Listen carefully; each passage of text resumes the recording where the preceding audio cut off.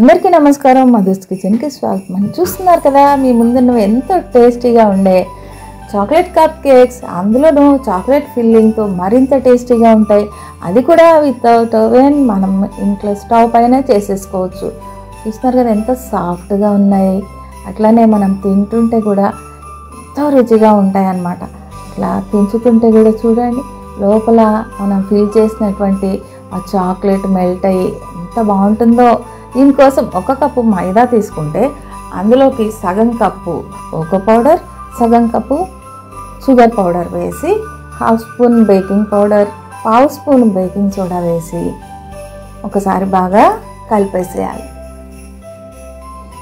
ఆ తర్వాత దీనిలోకి వెజిటబుల్ ఆయిల్ కానీ లేదంటే మెల్టెడ్ బటర్ కానీ వేసి కలుపుకోవచ్చు. నేను బటర్ వేసాను.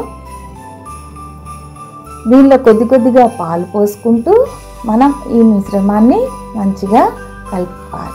మరీ గట్టిగా కాకుండా మరీ పలుచగా కాకుండా ఈ విధంగా రెడీ చేసి పెట్టుకోవాలి.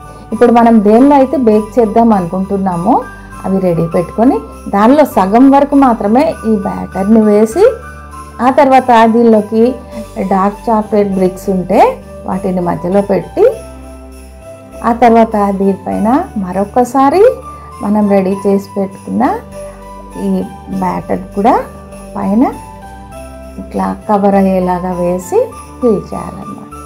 తర్వాత దీన్ని మనం స్టవ్ పై బేక్ చేయాలనుకుంటున్నాం కాబట్టి ఏదైనా ఒక మందపాటి పాత్ర స్టవ్ పై పెట్టి మీడియం ఫ్లేమ్లో పెట్టి ఒక 20 మినిట్స్ మనం బేక్ చేస్తే ఎంతో టేస్టీగా ఉండే చాక్లెట్ కప్ కేక్స్ రెడీ అయిపోయినాయి. చూస్తున్నారు కదా. ఆ తర్వాత దీనిపైన కొద్దిగా షుగర్ పౌడర్ స్ప్రింకిల్ చేసి సర్వ్ చేసేసేయడమే.